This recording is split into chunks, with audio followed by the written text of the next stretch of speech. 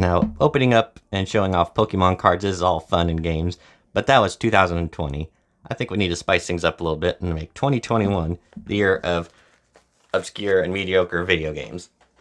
So yes, today I'm going to talk about the game Too Human for the Xbox 360, kind of go into a little bit about it and show off why I've got such a large collection of a game that no one really liked or cared for, and talk about one thing that happened to it. So I'm going to start off with the little Wikipedia forum about it. Too Human is an action role-playing game developed by Canadian developer Silicon Knights and published by Microsoft Studios for the Xbox 360 in August of 2008. The game is notable for having remained in development hell for almost 10 years, originally planned for release on the Sony PlayStation in 1999. Development later went into the Nintendo GameCube in 2000 before eventually selling the rights to Microsoft in 2005 and becoming an Xbox 360 exclusive.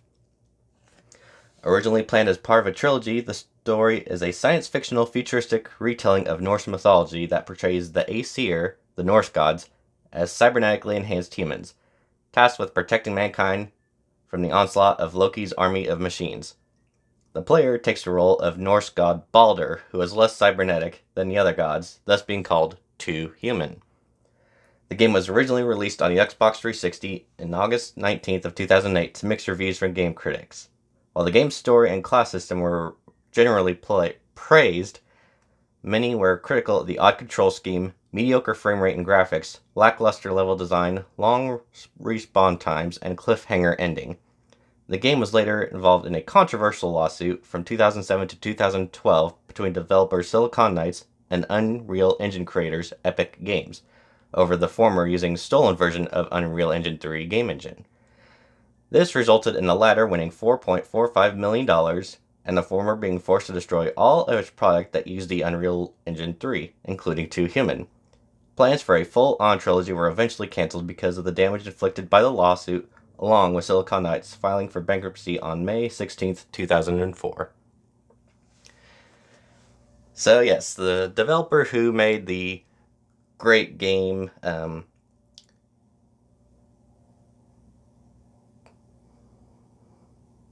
Eternal Darkness for the GameCube, I had a brain fart there, I'm sorry, also made this game, and you could also say that because of the developer that we might not ever get a true sequel to Eternal Darkness, which is a shame. To me, both of those games are really good. A lot of people are going to praise Eternal Darkness and rip on Too Human, which is understandable. As far as the release dates go, there are 4 regional versions. North American, released on August 19th of 2008. Japan and Australians, released on August 28th of 2008. And a European on August 29th, 2008.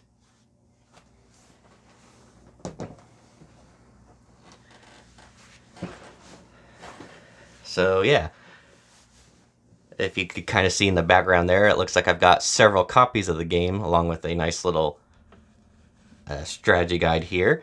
And you're probably wondering, why would one have so many copies of a game that probably belongs in a landfill somewhere?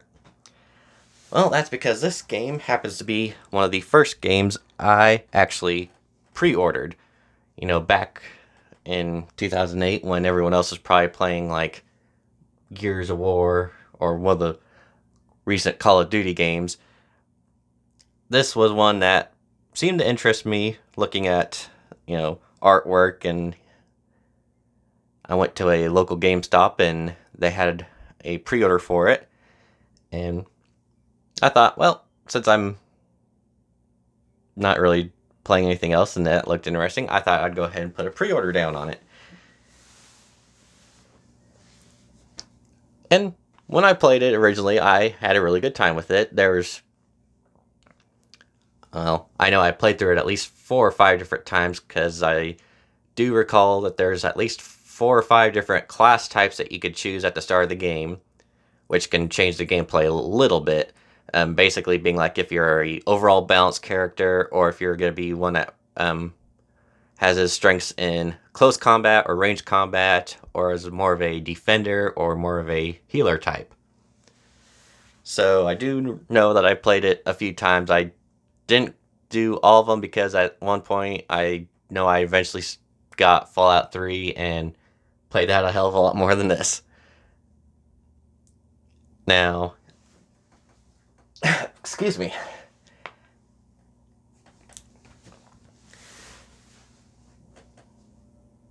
It's probably been about, well over a decade since I've played it, so this is just going off of fond memories from years bygone, and I'm sure it does not hold up as well as it did back then.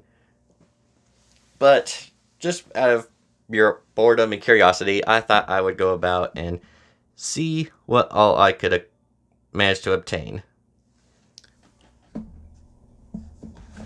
I'll actually start off here with my original copy, an NTSC version. And of course, the elusive pre-order bonus, and I know I said elusive when it says exclusive on there.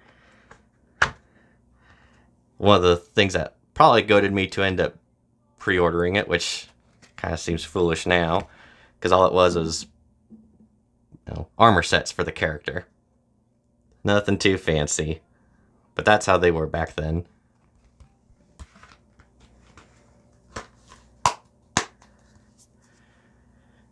Now, of course, that was my original copy, and since then I've acquired, various other copies of the game off of sites like eBay, just random purchases, like people that are selling them for dirt cheap, so I thought, why not? I'll go ahead and get a few just to have. But the one main reason I decided to do these purchases is to get the region differences. So, yeah, as you can see, that was the, I'd say North American / American version of it. Back here, I have what I'd call the French-Canadian variant. It says NTSC on there, but as you can see on top here, it's got English and French. And, yep, in other spots you can see that as well.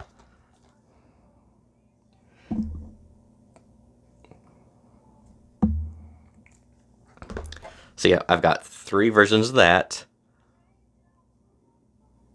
all supposedly sealed.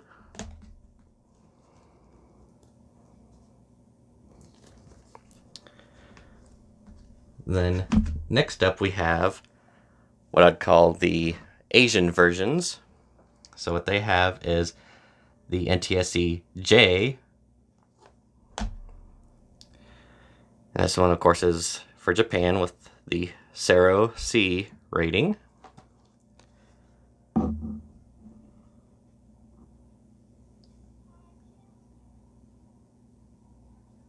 And a few differences on the back there, as you can see.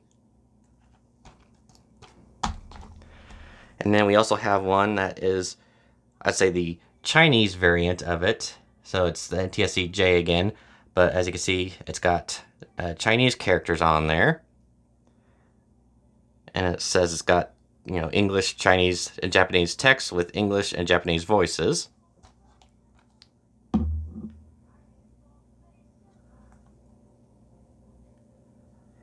And I've noticed on some of these, it's like where it says it's made, like the North American ones were made in, I believe, Mexico, the Asian ones in Singapore, and I will have another one over here that will be from another country. So last but not least here, we have the PAL versions. So first up here is just the regular PAL with the PEGI 16+ rating on there. And I don't know if you can really see on here, but this one is also sealed.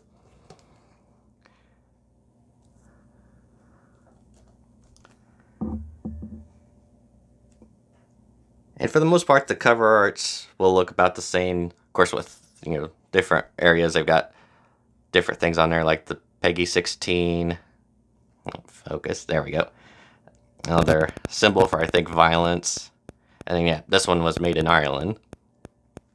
And I don't know if it's on this one or the next one I'll be showing. Must be the next one. We have the Australian variant. So another PAL version with their ratings board rating on there. And yep, right down there. Has to work on a 60 hertz television. So if you look on the back, it'll also say that on there. Oh, there it is, 60 hertz only. And their rating again. So yeah, that was the assortment of the 2 human games I own. I've also have the Prima guide here, which I recently acquired, which something I kind of wish I had back then, because I think the only achievement I did not get when I originally played it was just to collect all sets of a legendary armor set of the same kind. And I'm pretty sure there's like maybe 1 or 2 pieces I was missing, but I didn't want to be bothered trying to look around and find that, so never got around to it. But with this bad boy, I could easily go back in, flip to a page, like find out where that item is and maybe get it, and yeah, who knows. My main goal would be to one day go back and play it. Is it going to be as fun as I remember it? Probably not.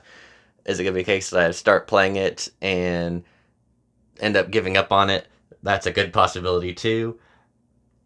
One of the things I also thought about doing, which seems kind of crazy and psychotic, would be to possibly speedrun the game with the help of this.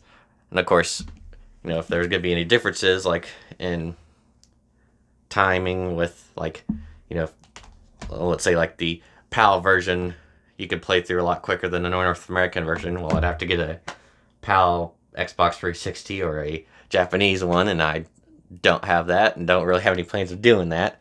But, you know, just to attempt to do one for like a North American, I don't know, speedrunning seems like something that would be kind of fun to do. This is probably the worst possible game to do it with, but it could be a nice little challenge there.